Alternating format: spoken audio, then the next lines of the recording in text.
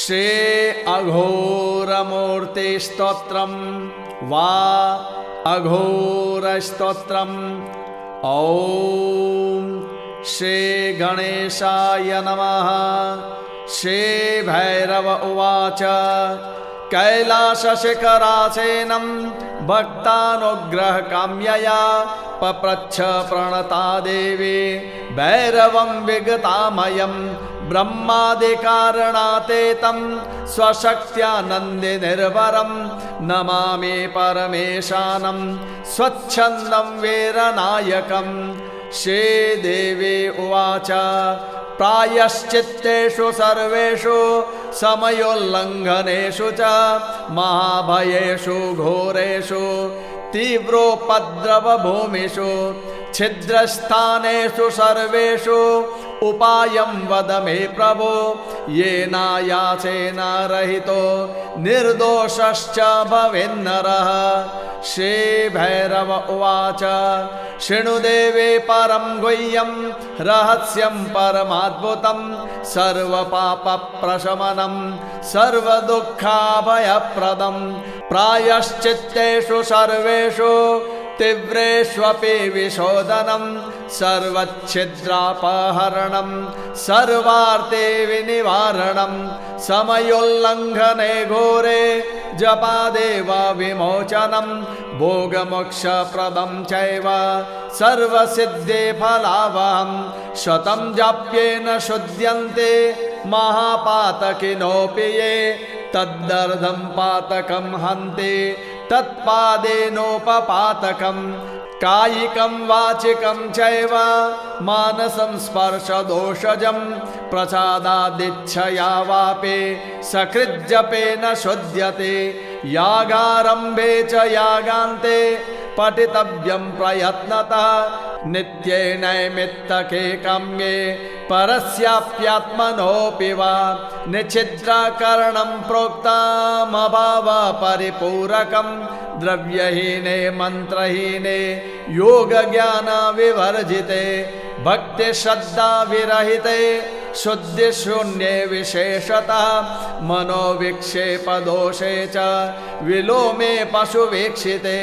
विधिहीने प्रमादे च जप्तव्यं सर्वकर्मसु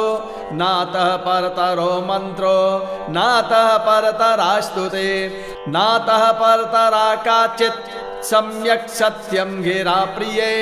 इयं समय विद्यानां राजराजेश्वरे स्तुते परमाप्यायनं देवे भैरवस्य प्रकीर्तितं प्रीणनं सर्वदेवानां सर्वसौभाग्यवर्धनं स्तवराजमिमं पुण्यं शृणुष्वावहिता प्रिये। ॐ नमः परमाकाश शायिने परमात्मने शिवाय परमं शान्तं गिरानन्दपदायते अवाच्याय प्रमेयाय प्रमात्रे विश्वहेतवे महासामान्यरूपाय सत्तामात्रैकरूपिणे घोषादिदशधा शब्द बीजभूताय शम्भवे नमः शान्तोग्रघोरादे मन्त्रसंरम्भगर्भिणे रेवतिस्रज विश्रम्भ समश्लेष विलासिने नमः समरसास्वाद परानन्दोपभोगिने भोगपाणये नमस्तुभ्यं योगीश पूजितात्मने द्वयनिर्मूलनोद्योग समुल्लासितमूर्तये हरप्रसर विक्षोभ विस्पष्टाक्षरमूर्तये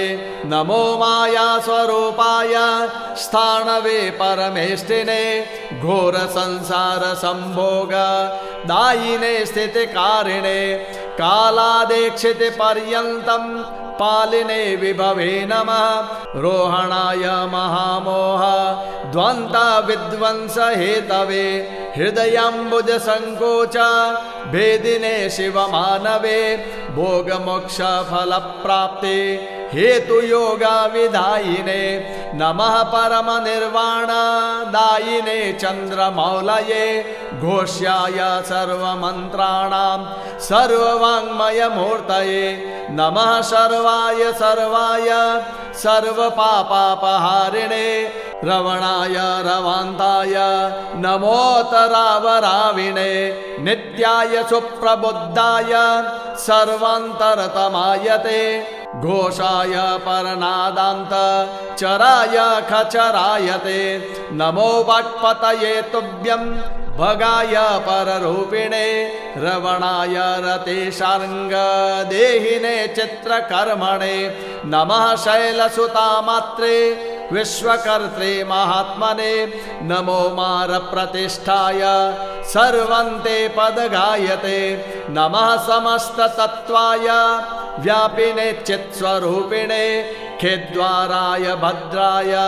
नमस्ते रूपरूपिणे परापरपरिस्पन्द मन्दिराय नमोऽस्तुते भरिताखिल विश्वाय योगगम्याय योगिने नमः सर्वेश्वरेशाय महाहंसाय शम्भवे चर्व्याय चर्वणीयाय चर्वकाय चराय च रविन्दुसन्धिसंस्थाय महाचक्रेशते नमः सर्वान्युस्यूतरूपाय सर्वाच्छादकशक्तये सर्वभक्षाय शर्वाय नमस्ते सर्वरूपिणे रम्याय वल्लभाक्रान्त देहार्धाय विनोदिने नमः प्रसन्न दुष्प्राप सौभाग्यफलदायिने तन्महेशाय तत्त्वाय वेदिने भवभेदिने महाभैरवनाथाय भक्तिगम्याय ते नमः शक्तिगर्भप्रबोधाय शरण्याय शरीरिणे शान्तिपुष्ट्यादिसाध्याय साधकाय नमो नमः रवत्कुण्डलनिगर्भ प्रबोध प्राप्तशक्तये तत्स्फोटनपटुप्राण परमाक्षररूपिणे समस्तव्यस्तसङ्ग्रस्त रश्मिजालोदयात्मने नमस्तुभ्यं महासेना रूपिणे विश्वगर्विणे रेवारवसमुद्भूत वह्निज्वालावभासिने घनीभूत विकल्पान्ध्य विश्वबन्धविलापिने भोगिनी स्पन्दनारूढ प्रौढमालब्धगर्भिणे नमस्ते सर्वभक्षाय परमामृतलोभिने नभकोटिसमावेश भरिताखिलसृष्टये नमः शक्ते शरीराय कोटिद्वितय संगिने महामोह समाक्रांत जीववर्ग विबोधिने महेश्वराय जगतां नमः कारण बंधवे स्तेनोन्मूलन दक्षैक त्रितये विश्वमूर्तये नमस्तेस्तु महादेव नाम्ने परशुधात्मने रुद्राविणे महावीर्य रुरुवंश विनाशिने रुद्राय द्राविताशेष बंधनाय नमो नमः द्रवत्य रसास्वाद चर्वणोद्युक्तये नमः नमस्ते दश पूज्याय सर्वकारण हेतवे रूपातीत नमस्तुभ्यं नमस्ते बहुरूपिणे त्र्यंबकाय त्रिधामातश्चारिणे च त्रिचक्षुषे पेशलोपाय लभ्याय भक्तिभाजां महात्मनां दुर्लभाय महाक्रांता चेतसां तु नमो नमः भयप्रदाय दुष्टानां भवाय भवभेदिने भव्याय त्वन्मयानां तु सर्वदाय नमो नमः अणोनां मुक्तये घोर घोर संसारदायिने घोरातिघोरमूढानां तिरस्कर्त्रे नमोऽस्तुते इत्येवं स्तोत्र राजेन्द्रं महाभैरवभाषितं योगिनीनां परं सारं न दद्यद्यस्य कस्यचित् अदीक्षिते शठे क्रूरे निस्सत्ये शुचिवर्जिते नास्तिके च खले मूर्खे प्रमत्ते विलुप्ते लसे गुरुशास्त्र सदाचार दूषके कलह प्रिये निर्दये चुंबके क्षुद्रे समयग्ने तदाम्बिके दाक्षिण्य रहिते पापे धर्महीने गर्विते पशूनां सन्निधाव देवे नोच्चार्यं सर्वथा क्वचित् अस्य संस्मृतमात्रस्य